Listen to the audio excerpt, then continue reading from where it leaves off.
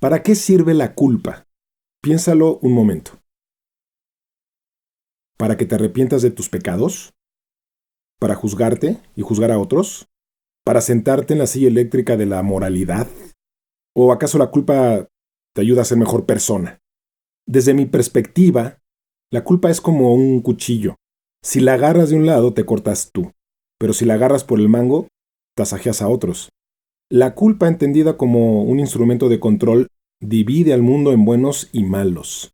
La responsabilidad, en cambio, es un código social que gestiona las conductas y no juzga a las personas de forma global, ni las manda a que ardan en el infierno. Bueno, ¿y la culpa nos sirve de algo? Sí, la culpa sí en ocasiones es útil, porque muchas veces nos ayuda a reparar cuando queremos sanar y hacernos cargo de las consecuencias de nuestro libre albedrío. La culpa sanadora es un paso para avanzar en los procesos de pérdida y duelo. La culpa que te mantiene víctima, esa te frena, te paraliza y te estanca en el círculo vicioso para no soltar esa identidad que te tiene y te trae beneficios para seguir manipulando. Hoy hablaremos de la culpa versus responsabilidad. Verónica Alcocer y yo nos conocimos en 1988 en la carrera de Ciencias de la Comunicación, pero no nos pelábamos mucho. Y en el 92 nos perdimos la pista. Tras varias décadas, Fabio Alejo y yo nos reencontramos con una sorpresa en común. Ambos le habíamos dado un giro a nuestra vida profesional. ¿Y a qué te dedicas, Vero? Ay, Fabio, pues bueno, yo me formé en terapia sistémica familiar, tanatología, logoterapia y coaching de vida. ¿Y tú, Fabio? Bueno, yo me formé como psicoterapeuta en el modelo de terapia racional emotiva y cognitivo-conductual. Trato de ser racional. Te confieso que tengo una cajita donde pongo todas las cosas que no puedo entender y ahí las dejo. Por ejemplo, si hay otras vidas o los viajes astrales. ¿Y entonces qué onda? ¿Por qué no hacemos algo? Pues podríamos vender fayuca. No, eso no aburre. A mí lo que me late cañón es un podcast. Y esa es la historia de este espacio donde nos plantaremos sobre las arenas movedizas de la mente y la espiritualidad. Quédate con nosotros y escucha cómo nos sumergimos entre neuronas y chakras.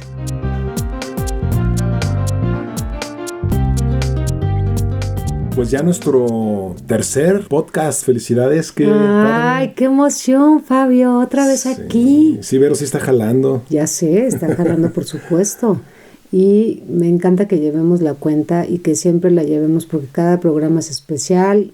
Cada programa estamos tú y yo en esta sintonía padrísima de compartir un poquito de conocimiento, experiencia y toda nuestra humanidad aquí puesta.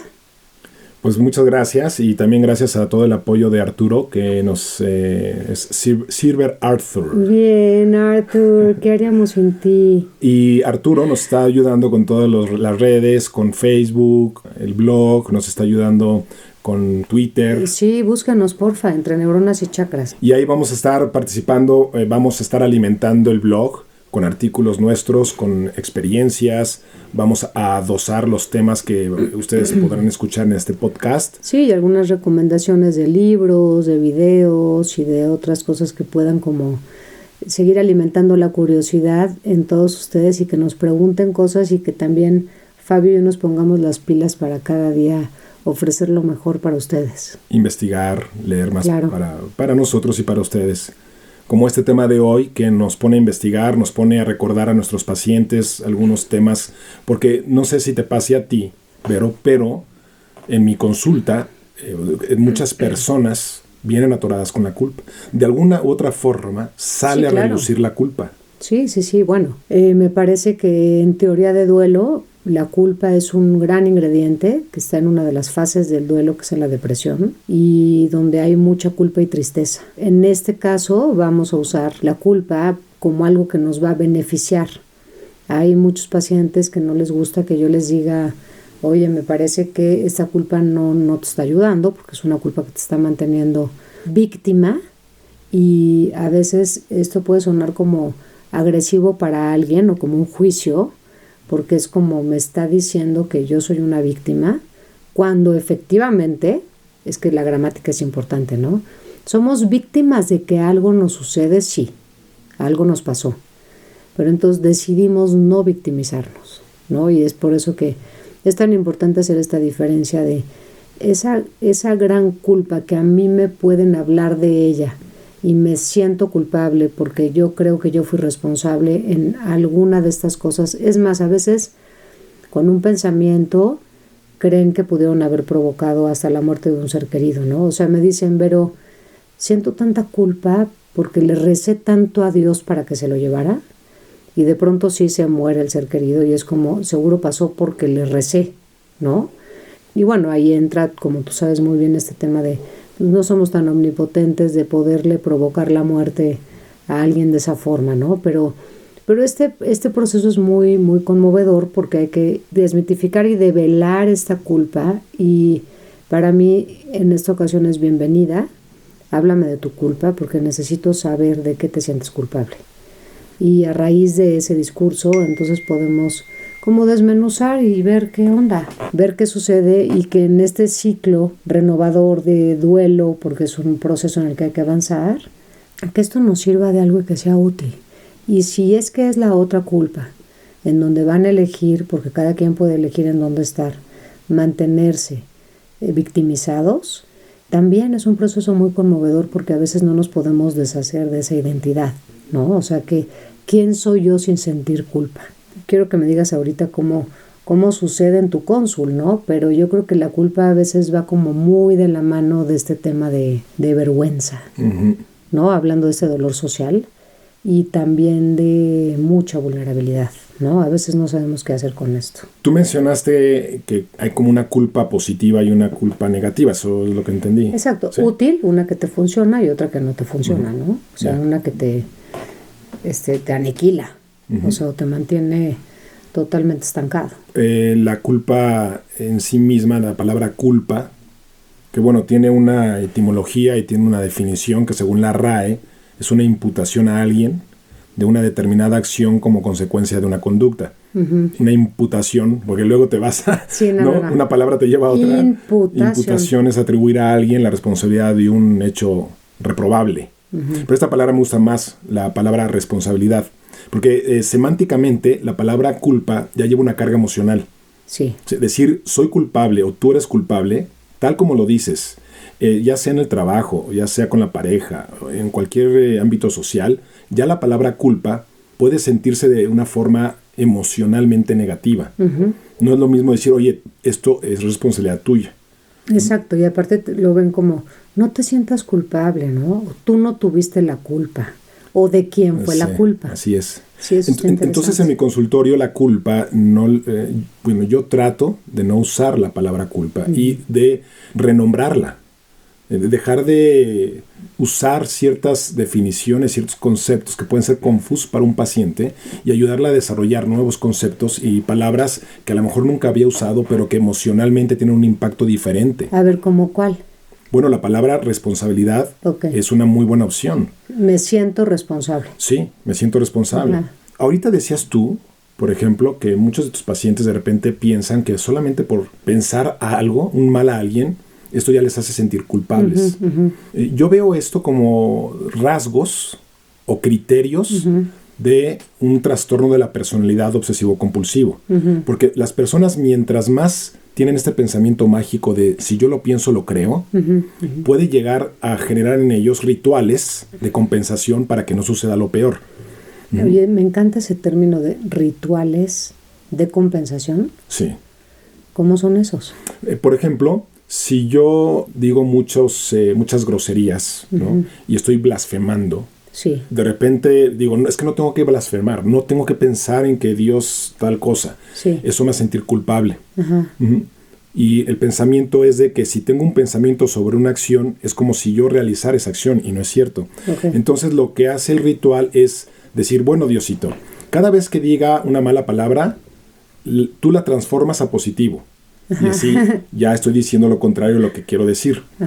O por ejemplo, tocar madera es un ritual. El pensar que si tocas madera, vas a evitar que suceda lo peor a tu hijo o cualquier cosa. Ritual compensatorio. Sí, bueno, los rituales tienen un propósito. Sí. No hay rituales gratuitos. Un ritual sirve para asegurarte de que el mundo venga a tu favor, una baja tolerancia a la incertidumbre y pensar que puedes tú modificar a través de un ritual el futuro, claro. que sea bueno para ti. Y los rituales vienen pues igualmente con la historia del ser humano. El ritual al sol, el ritual de la lluvia, claro. El ritual para que no haya sequía, el ritual de muchas cosas. Sí. Y la culpa es un mecanismo muy presente en la gente que tiene un trastorno obsesivo compulsivo. No tienes que tener un trastorno para... Uh-huh. Es decir, no, eso te iba a decir. La culpa no es un... Porque si no yo tendría puros pacientes con Exacto. TOC. Uh-huh. O sea, y creo que en esta ocasión es como muchas veces cuando vivimos un proceso de duelo, con una pérdida profunda, con un dolor profundo, sin duda hay una pérdida de la realidad, ¿no? Es como imaginarme que se rompe todo un vitral creado y estamos en medio de estar como rehaciendo este vitral cachito por cachito y seguramente nos va a quedar distinto, pero nos adaptamos a una nueva realidad. Entonces, creo que ahí sí podemos perder esta dimensión de lo que podemos provocar o no. Lo que sucede es que es importante que alguien nos lo diga, nos lo recuerde, nos acompañe o pedir ayuda cuando se puede volver en un pensamiento, o sea, recurrente, como tú dices, ¿no? Que te aniquila y dices por mi culpa, por mi culpa, por mi claro. gran culpa, y no salimos de ahí, ¿no? Hay formas de entender un TOC. ¿Sí? Hay gente, sí. Todos tenemos rasgos de muchos de los perfiles psicológicos del DSM-5, sí. Que es el libro de los trastornos mentales. Y en los rasgos de trastornos de la personalidad, bueno, todos tenemos de repente un poquito de dependientes, evitativos, histriónicos, narcisistas o antisociales. Uh-huh. Pero sí quiero dejar como muy claro que el problema de la obsesión uh-huh. y a veces de la compulsión tiene que ver mucho con la culpa, está recargado en la culpa. Entonces la persona hace estos rituales para no sentirse culpable y también es algo que hemos aprendido socialmente. Uh-huh. Te decía hace un momento que la culpa a mí me gustaría dejarla de usar, como también la palabra autoestima, que sí. Hablábamos en el primer podcast. Oye, yo uso los dos, Fabio. Sí, yo sé. O sea, uso culpa y autoestima.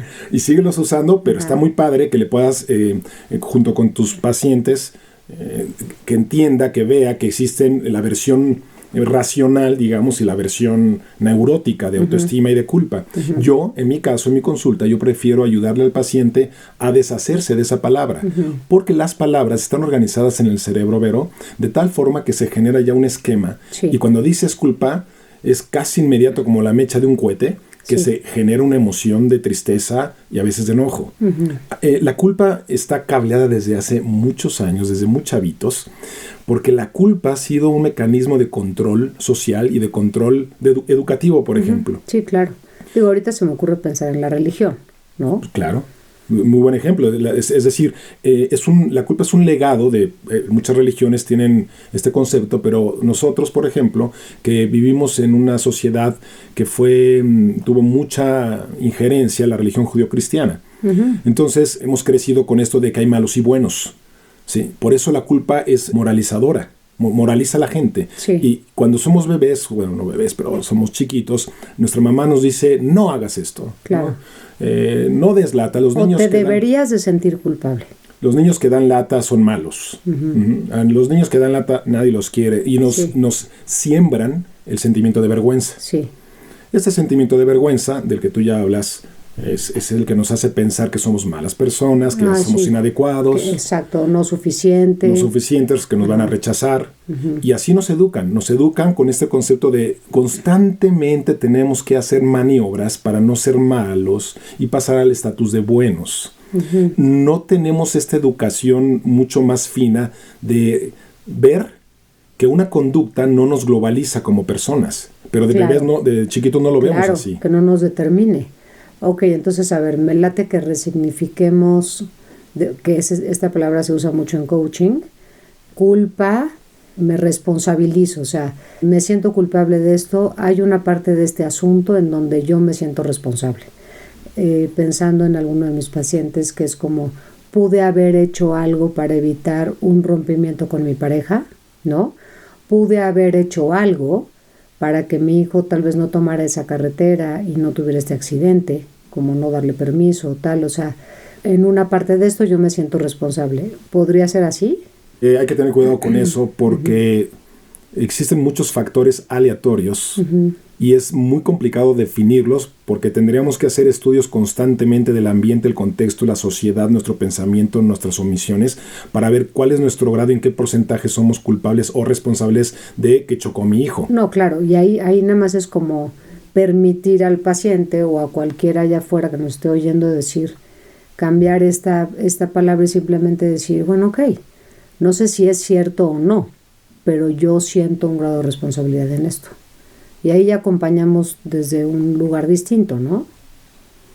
Somos responsables en cierta medida de muchas de las cosas que pasan en nuestra vida, pero también no podemos estar determinando nuestro estatus de injerencia de todo, porque no podemos vivir así. Y eso es justo el problema de la culpa. A ver, hay el concepto de egodistonia y otro que se llama egosintonia. Cuando me siento egodistónico es cuando me caigo mal porque no coincide mis acciones con mis argumentos, mis valores, y el otro, es decir, me caigo mal. Y el otro es que sí coincide, sí soy congruente, que mis acciones son congruentes con mis pensamientos, entonces yo me caigo bien. El problema de la culpa es justamente que causa una interferencia, una egodistonia dentro de mí y que se traduce en un efecto emocional. O sea, me caigo gordo con la culpa. Y ese es el fin último de la culpa, que te caigas mal porque hiciste mal y porque tienes que autocastigarte o ser castigado porque fuiste mala persona. Entonces, en la vida constantemente nosotros, es automático, vamos viendo el estatus de nuestra sintonía, ¿no? Nuestra sintonía emocional, si nos sentimos bien o mal con nosotros mismos.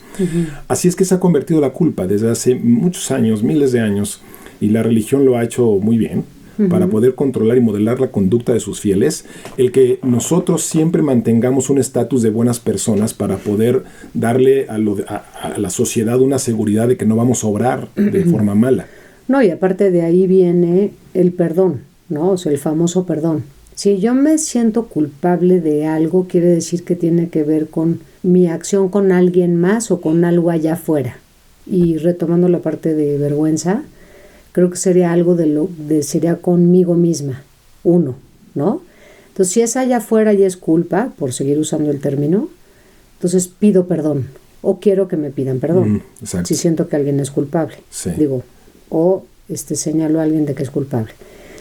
Y si yo me siento con una vergüenza, que ahorita y estoy haciendo un gesto como de apretarme el pecho, de me estoy avergonzando de mí misma, de lo que dije, ¿no? O en qué postura me puse o lo que sea, sería como perdón a mí misma, ¿no? ¿Cuántas veces no nos dicen, es que tienes que trabajar el perdón? O sea, perdónate a ti mismo. O sea, porque generalmente es perdona allá afuera a los padres, a los hermanos, a la familia, al socio, a quien tú quieras. ¿Pero cómo te perdonas, Vero? ¿Cómo, o sea, pero te dicen, primero tienes que trabajar el perdón contigo mismo. ¿Cómo? Digo, yo ahorita estoy pensando en darme cuenta si en algún momento he atentado yo en alguna parte mía que tenga que ver con tal vez integridad o dignidad, o en donde me haya puesto yo en riesgo probablemente. Hace rato platicábamos que hay que irnos a otro programa con ese tema de la infidelidad, ¿no? O sea, que va a ser un tema sobre cuando lo podamos trabajar y presentar. No, o sea, porque digo, ahorita es que justo voy a ir a un taller de Esther Perel y creo que ahí quien es infiel siente mucha vergüenza cuando hubo este acuerdo muchas veces entre parejas, o así decir, híjole, rompí un acuerdo, ¿no? En donde no estoy siendo tal vez íntegra o que queden acuerdos. Ahí, pero digo, lo estoy dividiendo porque creo que son dos cosas distintas, o será junto con pegado. Culpa y vergüenza. Perdón, y también vulnerabilidad. Yo creo que la vergüenza va pegaditita con la culpa. La culpa la aprendimos como vergüenza. La vergüenza es un sentimiento que está más cerca de la emoción que la culpa. La culpa es un concepto, como la autoestima, como es el amor o la infidelidad. Pero la culpa decimos que es un sentimiento. Hay gente que la refiere como emoción. La culpa desde la TREC, o sea, de la TCC, la terapia cognitivo-conductual, pues es un sentimiento. Las emociones son las básicas que compartimos con los animales: miedo, alegría, tristeza, enojo, o sea, tú asco, no la pondrías como emoción. No, la culpa yo no la pondría como emoción, es un concepto. La culpa es una abstracción del ser humano. Entonces, como tal, es un pensamiento que requiere, como decía la definición, haber cometido un error y haberle hecho un daño a alguien y todo esto. Entonces, en la naturaleza la culpa no se manifiesta de forma natural. Es muy complejo esto de la culpa, pero la vergüenza sí. La vergüenza está más cerca de la emoción. Es decir, soy inadecuado, hice algo mal y le hice daño a alguien y podría ser excluido del clan. O sea, un pensamiento, acuérdate que el ser humano, una de sus mayores temores evolutivos, que lo vincula con la muerte, es el ostracismo. O sea, que un ser humano sea despedido, relegado de un clan, es un asunto de vida o muerte. Sí, claro. Entonces, la vergüenza es un estatus de te tenemos en la mirilla. Eso. ¿No? Vas a ser despedido del clan y te van a comer los leones. Ahora ya no hay leones, pero, bueno, a no ser que seas lucerito, ¿no? Y te vayas a cazar al África. Pero ya no hay leones. Y nuestras vergüenzas se traducen en voy a ser abandonado por mi esposo, por mi esposa, ya no me van a buscar mis amigos o mis amigas de este club. Hay muchas formas de exclusión social en la vida cotidiana. Ahora, estábamos hablando del tema religioso que me parece bien importante, que no quería dejar de hablar de ello, y del perdón, porque tú sacaste el perdón. Y está padrísimo ese tema y esa palabra. Porque el perdón, Vero, no sé tú lo que opines, pero el perdón yo lo veo como un trámite. Un trámite que te aleja del aprendizaje que requiere el error. O sea, bueno, si no lo estás haciendo de una manera profunda, ¿no? O sea, porque yo creo que es un gran trabajo. Existen estas escuelas de perdón y reconciliación, en donde me parece que nacen, cuando hay como todo este tema en Colombia, del narcotráfico y tanta matanza y violencia, y a través de la persona que los forma, que me parece que es un sacerdote, hace muy bien esta diferencia, porque yo creo que me encanta una frase que dice, perdonar no es socializar, y cuando yo hablo de perdón, es como cuando hubo todo un proceso distinto. Me acuerdo de mis hijos cuando de chiquitos se peleaban, que era, pídele perdón. Ser un buen hermano, ¿no? Es que pidas perdón. A ver, en mi cara ahorita pídele perdón, ¿no? Pero claro, yo no me daba cuenta de todavía la furia que cualquiera de los dos pudiera estar sintiendo, o la tristeza, o lo agredidos que se hubieran podido sentir, y que en ese momento no estaban listos para pedir perdón, ¿no? Pero hay una parte que tú dices social, que es o trámite, ¿no? De, ok, ya, muy bien, porque ya pediste perdón. Pero eso hace que la culpa, Vero, se vuelva... Manejar la culpa y el perdón puede ser algo egocéntrico. Sí, no, y mal llevado. Porque a través del perdón, yo vuelvo a mi estatus de buena persona. Y realmente el procedimiento del perdón es muy fácil, puede llegar a ser muy fácil. Es, oye, que ya, perdóname, y ya, ¿no? Sí, claro. Y se acabó, entonces ya soy bueno y ya puedo seguir haciendo mis fechorías, ¿no? O cometiendo errores. ¿Sí? Es como Arthur, que llegó tarde hace rato, ¿no? Que le digo, ¿qué te sientes culpable? Dijo que no. Sí, dijo, que no, pero que reconocía, eso sí reconoce. Creo que el perdón es un trámite que también heredamos, se pueden heredar de muchas religiones. Ahora, la religión católica ya se ha occidentalizado mucho, ya ha transminado en la cultura. O sea, no tienes que ser católico para vivir la culpa o el perdón. El perdón, viniendo de la religión judeocristiana, es un trámite que tú haces en el confesionario para que tú vuelvas a poder tener el acceso al cielo, ¿no? Y que si te mueres en pecado, bueno, pues entonces... Pues al infierno. Al infierno. Es muy dicotómico, ¿ves? Es polarizado. Entonces, aquí hay un problema muy importante social y mundial, porque si lo que tú necesitas como trámite es solamente que un padre te absuelva y te deje 2 Padres Nuestros y una Ave María, entonces puedes delinquir en la noche o cometer otro error en la madrugada y al día siguiente volver con el padre. Pero bueno, lo que es que ahí no hay conciencia. Ahí bien, estamos hablando de eso. De acuerdo, y tampoco es que haya conciencia o mucha conciencia o el ser humano se distinga mucho por su conciencia, ¿no? Somos muy automáticos. Y algunos sí somos bien conscientes. Ahí la llevamos, hacemos intentos, ahí la llevamos. Exacto. Pero date cuenta que lo importante es el aprendizaje. Entonces perdemos la oportunidad de aprender de un error. Eso. Porque ya nos redimimos con la confesión. Es lo que no queremos. O sea, en una escuela, por ejemplo, un niño le raya el dibujo a otro compañerito. Ya. Entonces, pídele pedir perdón. Pídele perdón. Vete a confesar. Es que eso no es ni el castigo de ahora, por eso te vas a ir a al patio. Sí. El niño lo va a ver como un sufrimiento, lo va a ver como un castigo, no va a aprender. Pero hay algo que Jean Piaget, que es el padre del constructivismo, ofrece, y es, por ejemplo, la sanción por reciprocidad, que me parece mucho más inteligente que el castigo.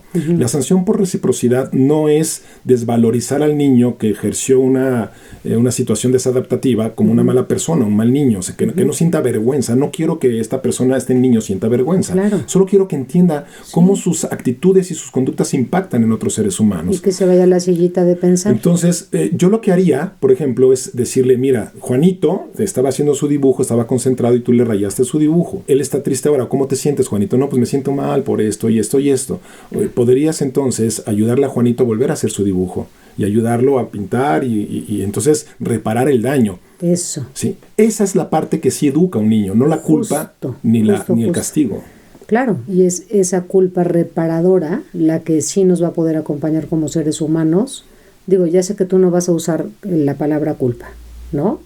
Pero ni modo, Fabio, yo sí la voy a seguir usando, ¿no? Está pero bien si la quieres claro, usar. desde este lugar si la contextualizas. de una culpa que te ayuda a reparar.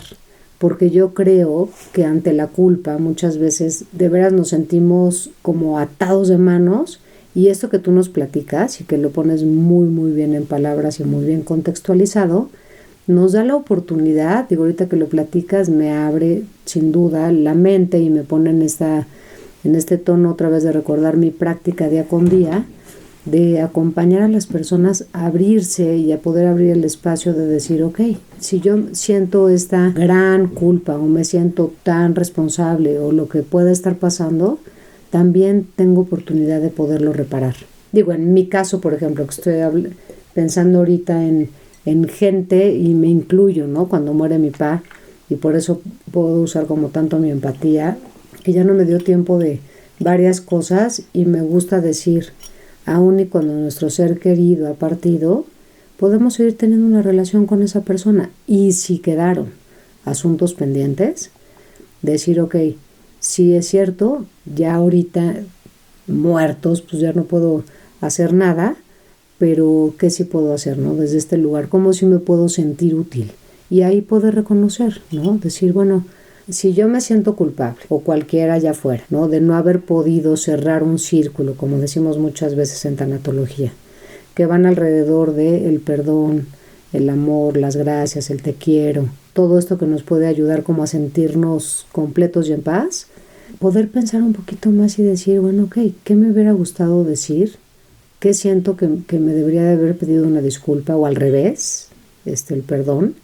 ¿De qué me siento culpable? ¿De qué no le dije? ¿De qué no hice? ¿O de qué sí hice? O de todas estas cosas, ¿no? Por eso aquí sí nos va a servir, o sea, para poder repararlo.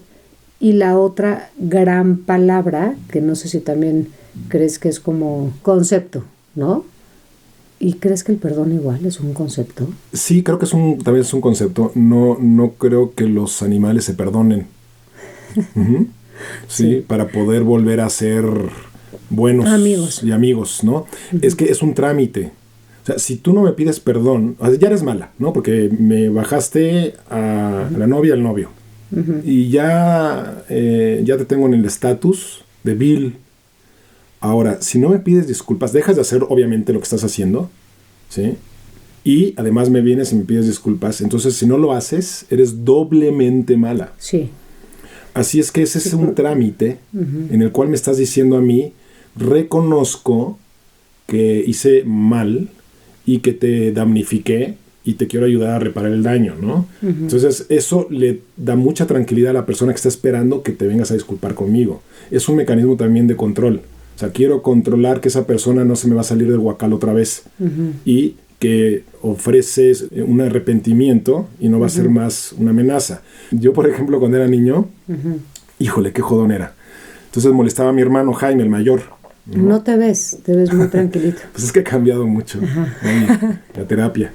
Bueno, entonces recuerdo que de repente pues me pegaba o hacía algo, me escondía mis patines o me escondía mis juguetes de moda y yo me ponía a llorar. Y entonces empezaba a decirle mamá, Jaime, entonces ya, Jaime, dale su muñeco. Y ya llegaba y me daba mi muñeco, pero eso no era suficiente para mí. Claro. No era suficiente nada más que me había hecho un daño. quería que me indemnizara. Sí. Y entonces le decía, ay, pídeme perdón. Y lloraba así como, ¿sabes? Pídeme perdón, pídeme perdón. Entonces ya me decía, ok, perdóname. Pero así con ese tono. Y le decía, no, así no, bien, bonito, dímelo bonito. Y me decía, ay, ok, perdóname. Ajá, bonito. Y para mí no era suficiente. Mucho. Sí. Y le decía, ahora dime que no lo vuelves a hacer, dime que no lo vuelves a hacer. Sí. Y así me lo traía el pobre mareadísimo. Sí. Yo creo que me odiaba, pero mi mamá también lo presionaba para que yo estuviera satisfecho de que no iba a volver a pasar eso. Pues es que a veces eso hacemos las mamás, pensamos que educamos. Digo, ¿tú qué haces cuando cometes un error? Qué bueno que lo mencionas, porque ese es un tema que, es decir, si yo quito el hueco de la culpa, yo quito la culpa y dejo un hueco, ¿con qué lo lleno? Fíjate, yo lo lleno con la aceptación. Es decir, el reconocimiento de que generaste una conducta que fue ineficaz. Ineficaz porque lastimó a alguien o porque es socialmente desadaptativa o es desadaptativa para ti. Entonces la culpa no me sirve de nada. Lo que me sirve es la responsabilidad frente a la consecuencia de mis actos. Y ver que yo soy responsable cuando puedo modificar conductas que me van a llevar a tener mejor relaciones con las personas, emociones más adaptativas, no tan intensas, que me van a llevar a tener una claridad de pensamiento. Y todo esto me hace responsable de mi vida y de mis conductas. La palabra responsabilidad es una palabra que yo pongo en el lugar de la culpa, y también la aceptación. Pienso que la aceptación es un concepto que puede ser tanto digno para la persona que cometió el error, ¿sí? Porque el perdón no es tan digno para la persona que cometió el error, porque lo pone en estatus de malo. Pero la aceptación y la responsabilidad de que cometí un error, mi conducta le hizo daño a otra persona, aceptar que esto no fue eficaz, aceptar que la otra persona puede necesitar una reparación de un daño y llevarlo a cabo para no volverlo a hacer, aprender de ese acontecimiento y intentar, no es que no lo vuelvas a hacer, pero intentar tener conciencia para no volver a caer en ese mismo daño. Ahora, hay una aceptación también del daño. A ver, venimos a un mundo en el que nosotros no podemos ser seres de luz. Que no podemos ser ángeles todo el tiempo. Sí somos.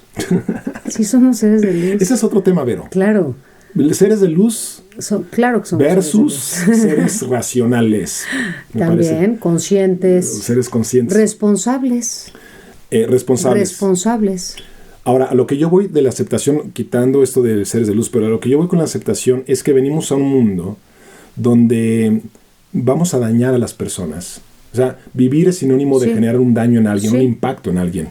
Y también es un sinónimo de que nos van a dañar. Entonces, pelearnos porque el otro me hizo un daño. Yo entiendo que no fue su intención, sino fue más bien falta de conciencia, de organización, de ignorancia, de muchas cosas. De hábito, de imitación. De muchas cosas. Pero no vino a este mundo a generarme un daño a mí. No. Sí, yo no soy tan importante para los demás. Sí, no. Simplemente que ahora, puede ser, perdón que te interrumpa, Fabio, pero a veces sí puede ser alguien que te represente algo que a mí me hace ruido y entonces puedo ejercer como algún tipo de agresión, por ejemplo, como no saludar. O sea, ¿qué me representa un personaje que viene entrando? Que yo puedo decir, oye, esta persona pues se me hace grosera o se me hace sangrona, y entonces es como, no sé, desde cómo me miró, ¿no? Desde cómo este rollo de las percepciones que tenemos, en donde yo puedo tener una mala reacción con alguien y poder decir, híjole, la verdad me siento culpable porque yo lo saludé súper sangrona y ya después que lo traté bien, buena gente, ¿no? Pero sí creo que podemos, pues sí, sentir esa culpa y sí poder decir, digo, yo por ejemplo uso, en lugar de la palabra perdón, no me gusta mucho la palabra. O sea, yo prefiero lamento. Lamento o reconozco. Está bien, sí, lamento. Lamento mucho esto que nos pasó, o lamento mucho esto que me estoy dando cuenta. Me encanta. Yo lamento mucho que te hayas sentido como omitido porque te saludé sangrona. Es más, lamento mucho a veces mi ignorancia de ni siquiera darme cuenta, ¿no? Y te lo quería decir. O sea, porque veo que esto que hice, que dije, que dejé de hacer o que no tomé en cuenta de tu parte, y lo lamento muchísimo. Sí me gustaría, ¿ves? A mí sí me gustaría ser un ser de luz, sabio, Yo digo que no se que puede. me doy cuenta todo el es tiempo. que el nombre de ser de luz a mí se me hace un poco... No. A ver, a mí, ¿eh? Sí, A ya mí sé. me parece un poco pedante, Sí, ¿sí? Ahora, yo entiendo que cada quien de repente pues lo toma de una u otra forma, sí. pero es que no somos seres de luz, somos seres muy animales y somos seres bastante irracionales. No, ya sé, y te voy a decir que te iba a decir otro término que ya sé que me vas a rebatir, que es una persona compasiva. Ajá. Pero ya sé que me vas a decir Luego otra vamos a vez de ver- la compasión. Luego vamos a hablar de la compasión porque es otro tema Claro. donde en tu tipo de terapia la autocompasión es buena, o sea, es positiva, pero desde la TREC o la TCC Sí. puede ser una actitud y puede ser negativa. Pero bueno, mira, que nos vamos a alargar muchísimo, seguimos cambiando Ya de sé. tema. Estábamos hablando, bueno, tú estabas, no sé si terminaste lo que ibas a decir. No, sí, o sea, porque es el tema de culpa, perdón, y socialmente entonces, ¿cómo lo podemos llevar a cabo de una manera mucho más, ¿cómo le llaman ahora? Orgánica, o sea, porque es normal. Al final son términos a los que estamos acostumbrados. Elegimos como resignificarlos y seguirlos diciendo o no, ¿qué significan para cada uno de A ver, nosotros? el tema con la culpa, a diferencia con la responsabilidad, es que con esta connotación religiosa, que ya ha transminado, se ha occidentalizado de una forma general, divide a las personas en buenos y malos. Es decir, es moralizante. La moralidad es como un juicio, donde nosotros vamos a juzgarnos automáticamente todos los días en muchas cosas si estamos actuando bien o mal, y si eso nos convierte en buenas o malas personas, y si con eso nos sentimos egodistónicos o egosintónicos. Es el problema. No requerimos, no queremos estar todo el día evaluándonos como si fuéramos un moralómetro, sí. ¿no? Sí, claro. ¿Sí? Ajá. Hay una diferencia entre moral y ética. ¿Sí? La moral califica a la persona en lo global, donde requiere de un trámite como el perdón y la disculpa para poder ser buena persona. Yo sé que muchas personas no son católicas, pero repito, insisto, ya esto ha transminado a toda la cultura. ¿Sí? Es un trámite. La diferencia con la ética es que evalúa las acciones. El bien hacer, ¿no? Sí, son las acciones. Es muy diferente la persona en lo global, como bueno o malo, a la acción como eficaz o ineficaz. Si una acción ineficaz es una acción en la cual te autodestruyes tú, o destruyes a los demás, o destruyes el tejido social. Si tú destruyes el tejido social, tarde o temprano vas a caer en esa red, porque tú estás también sustentado en esa red. Sí, no, y ahorita me viene la palabra castigo. O sea, si yo me siento culpable, pues entonces merezco un castigo. Y si señalo a alguien que es culpable, merece un castigo. Así es. ¿Y cómo mides esos castigos conforme a qué? Incluyendo la pena de muerte. Uy, ese es un tema muy delicado. Incluyendo la pena de muerte. Ahora, el tema de la eficacia y el tema de la ética y la moral es que es muy clara. Ahí sí es clarísima. Esta acción no soy yo. Es una acción, es un producto de mi ignorancia, es un producto de mi naturaleza como ser humano, del saber que puedo errar, pero no globaliza mi estatus como ser humano. Y la moral tiene una tendencia más hacia globalizarlo. Entonces, uno, cambiar los conceptos de moralizadores a conceptos que tengan que ver con la ética. Mis acciones solo son productos, pero no soy yo. Y puedo generar acciones por ignorante, por inconsciente y por lo que tú gustes.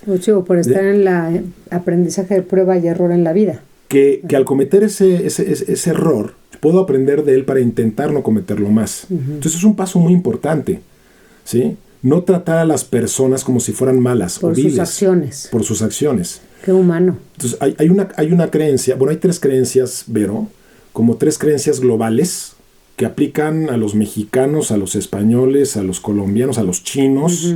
Son tres creencias que tienen que ver con tu estatus de moral, de bueno o malo. La primera creencia es, tengo que ser buena persona. Si no, pues merezco ser castigado o autocastigarme y vivir autocastigándome de muchas formas. Sí. Otra creencia, la segunda, global.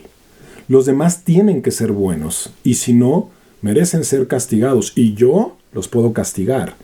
Y los voy a castigar y los voy a torturar hasta que me pidan una disculpa. Y estoy en mi derecho. 3, el mundo tiene que ser bueno, como yo quiero. y si no, no merece la pena ser vivido. Estas 3 creencias nos traen locos. Históricamente han generado guerras, hecatombes, holocaustos, peleas entre familias, entre hermanos, asesinatos. O sea, realmente estas creencias y el correlativo, la culpa como castigo, nos desquician como seres humanos, porque no hemos aprendido a no globalizarnos, cambiar estas creencias por otras más adaptativas y más reales, como la eficacia o la ineficacia de la conducta humana, naturalmente irracional, porque el ser humano es naturalmente irracional en proceso de construcción. ¿Sí? Y eso es lo que yo invito a las personas, que empiecen a entender, a incorporar conceptos para que no te devalúes. Claro. Para que no estés en una vida que pagando... no nos autodestruyamos, ¿no? Que no nos autodestruyamos. O que no lo mal utilicemos para atacarnos o atacar a otros, o sentirnos con más poder sobre otros, o dejarnos sobajar por otros. Y eso es lo hacemos muchísimo. Muchas personas, yo tengo pacientes que viven con culpa. Viven su sexualidad con culpa. Oye, hasta la sexualidad. Total. Claro. Ahí es donde más se refleja. O sea, la impotencia sexual puede tener mucho que ver con la culpa. Tener relaciones sexuales satisfactorias.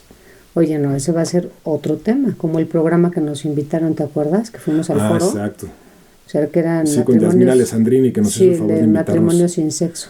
Matrimonio sin sexo. Sí. El sexo es como la representación, la forma como vivimos el sexo, la representación de nuestras emociones y de nuestro estatus como personas. Si estamos egosintónicos, puede ser que podamos tener muy buen sexo. Si estamos egodistónicos, puede ser que tengamos muy mal sexo. ¿Y qué sexo? ¿Qué cosa? Por ejemplo, Vero, el caso de una persona, cuando yo hablo de algunas experiencias o de algunos pacientes, yo ya muchas veces les he consultado, les he pedido si puedo yo hacer referencias en mis talleres, en mis colaboraciones, nunca digo los nombres. Por supuesto. Siempre hay confidencialidad. Pero lo que importa son los contenidos, que además muchas personas se embonan con estos contenidos, muchísimas. Sí, ¿no? sí, pueden identificar. Por ejemplo, una persona que su esposa no le excita. Y esta persona disfruta del sexo solamente cuando está con prostitutas. Eso es algo muy complejo y tiene que ver con la culpa y tiene que ver con los valores que una madre le educó para escoger una mujer fina y recatada en el tema sexual. Exacto. Donde los apetitos sexuales son más de los animales que de los seres humanos. Y esta persona aprendió a tratar a su esposa de una forma pues muy cuidada, muy, ¿sabes? Muy como vamos a ponerle pudorosa. Muy pudorosa. Muy pudorosa. Y con eso pues es que no disfruta, entonces sus erecciones son malas, su sexo es malo, pero cuando realmente disfruta su sexo es con las personas viles, que él considera viles, porque puede ser libre, porque no se va a sentir juzgado ni mala persona. Porque está con una persona vil que... Pero se siente culpable por ser infiel. Y además, quiero que quede claro que cuando yo digo vil, no estoy dando mi opinión, sino estoy hablando sobre la educación de una madre que le dijo que la prostitución es mala. Claro. Y que las prostitutas son malas personas y son viles. Y él, al ver esto y a vivirlo de esa forma, entonces realmente disfruta su sexualidad con personas, con prostitutas, porque ahí es donde puede sentirse libre. Se siente libre. Claro. Entonces la culpa nos lleva mucho a educar de esta forma a nuestros hijos y los hijos a vivir de forma ineficaz su sexualidad. ¿No? El no decirle a tu pareja, por ejemplo, que quieres hacer un trío o que no te gusta cómo te hace el sexo oral. Y todo eso tiene que ver con la culpa y por no decirlo puedes vivir engañada o en una mentira con una relación que a lo mejor tu marido le encantaría hacer un trío pero nunca se lo has dicho porque no te has atrevido, pero él está también queriendo decírtelo y nada más sería cosa de que alguien se atreva y vivir una experiencia que a los dos les va a gustar muchísimo y la culpa los lleva a perderse de eso en la vida. Claro. No, y está interesante lo que dices porque yo creo que hoy en día las parejas por eso se están constituyendo distinto, ¿no? Para estar más libres de todo esto que podría significar pues atarse de manos y no poder ser una pareja plena, incluyendo esta parte, ¿no? O sea, no hablemos de la educación de los hijos, de comunicación bueno, todo, desde tener familia, ¿no? De que es un compromiso, de que es esta libertad, o sea, a ver, entonces vamos a pensar que todo lo que somos muchas veces hasta antes, como hemos platicado, de caer en procesos terapéuticos que para mí yo los llamo como despertares a esta conciencia de hacernos más responsables cada vez más, ¿no? ¿De qué? De todo, de lo que pensamos, de lo que decimos, de lo que decidimos, y cómo nos sentimos con cada una de esas cosas con respecto a qué. O sea, creo que todavía seguimos siendo presas de esta parte social, ¿no? De en donde crecemos, de nuestro seno familiar, como tú decías hace rato. ¿Qué significa alejarme de la tribu? ¿No? ¿Qué significa romper estos códigos y estos esquemas? Eso también significaría una deslealtad a esta tribu, o muchas veces deslealtad a nosotros mismos, porque efectivamente crecimos con unos códigos de ética, de moral y ética, ¿no? Digo, y ese va a ser también otro programa, o sea, para poder hablar de cómo confundimos estos términos, moral, ética, valores, ¿no? ¿Qué pasa cuando conoces a alguien que dices, híjole, tiene unos valores increíbles? ¿Qué significa eso? ¿Cuáles son los valores de los que estamos hablando? Que incluye la responsabilidad, ¿no? Y que va pegado a otra cosa que me gusta, que es como el honor personal. O sea, ¿qué pensamos nosotros de nosotros? No qué piensa mi papá, mi mamá, mi familia, allá afuera, porque no soy lo que los otros piensan, ¿no? Y a veces tampoco soy lo que pienso yo de mí, a menos que hagamos esta limpieza profunda, a poder decir qué cómodos estamos en nuestra piel, hoy más libres y sin culpa, ¿no? Qué rico. Yo propongo un mundo, propongo un tipo de relación, un autoconcepto donde no tienes que creerte este cuento de que hay malas y buenas personas. Que en este momento, en este preciso momento donde yo digo esto, yo ya sé que hay personas que están saltando de su silla. Sí, ¿no? claro. Y que están diciendo, ¿y qué es el mocha orejas? ¿No? No, sí. Pero psicológicamente hablando, yo no hablo de que existen buenos y malos. Toda persona que genera un daño en otra tiene una explicación de por qué lo genera. Y un narco, un sicario, un presidente, un político, tienen pensamientos que tienen que ver mucho con esto que estoy haciendo es por el bien de la humanidad. Por ejemplo, Hitler. ¿Sí? Estoy limpiando la humanidad de la escoria, de los viles. Entonces, todos tienen una explicación de por qué hacen las cosas, con lo cual se sienten egosintónicos, no sienten culpa. Una característica de los psicópatas o el trastorno de la personalidad antisocial es que no sienten tanta culpa como otros o empatía. Y este tipo, o bueno, como tú dices, responsabilidad. Este tipo de personas son más frías en esa forma de pensar. Si esto le viene bien o no a una mayor cantidad de personas, es mejor, ¿sí? Aunque tenga que despedir a estos o desaparecer del mapa a estos otros. ¿Sí? Por ejemplo, un pensamiento de un psicópata en serie, un asesino serial sería, pues los ladrones son malos. Entonces yo voy a matar ladrones. Sí. ¿No? Ya tengo permiso. Había una serie de esas que se Dexter. Era buena. Buenísima. Sí. Porque ves a polémica. Dexter y te cae bien. Claro, pero al final la asesina, ¿no? Claro, digo, sí es un serial killer. Sí, es un asesino serial, pero solamente mata a otros asesinos. Sí. Y tiene que estudiar muy bien en cada caso para matarlo. Bueno, no les voy a spoilorear. No, exacto, sí. Okay. No, ya sé, pero digo, yo porque de repente, ya después que me diagnostiquen a mí, pero yo decía, qué bueno que los malos salgan del mapa, ¿no? Pero es que el tema... Y que aparte que lo esté haciendo alguien que sí se atreve y que no le importa la consecuencia. El tema es que yo no creo que existen malas personas y buenas. En mi mundo no. Y yo trato con mis pacientes de debatir mucho esto. Creo que hay una explicación mucho más psicológica o patológica que moralista. ¿Sí? Una persona no siempre es mala. O sea, no existe bueno, o no, ese no estatus. toda la persona es mala. No, o sea, hay narcos que son alabados por muchas Sí. personas en sus pueblos porque hacen muchas cosas que los políticos no. Y no los estoy justificando, solamente estoy tratando de que las personas abran su mente y vean que existen muchas dimensiones en la personalidad, en la psicología de un ser humano, y que pueden tener tanto una explicación de una psicopatología, porque no todos los psicópatas son asesinos seriales, hay psicópatas funcionales como los políticos, algunos CEOs, doctores. Sí, es el psicópata funcional, es el que cazaba en la época de las cavernas, el que iba por el mamut y el que iba a matar al clan que era una amenaza. Entonces, sí, pero yo sí digo, sí hay, o sea, de repente sí me toca, digo, no es lo mismo en consulta, desde otra perspectiva, pero fuera de eso, o sea, la Vero, que se engancha y tal, o sea, yo sí me sigo indignando y sí sigo diciendo, oye, qué barbaridad, ¿no? Este ser humano, ¿de qué está hecho, no?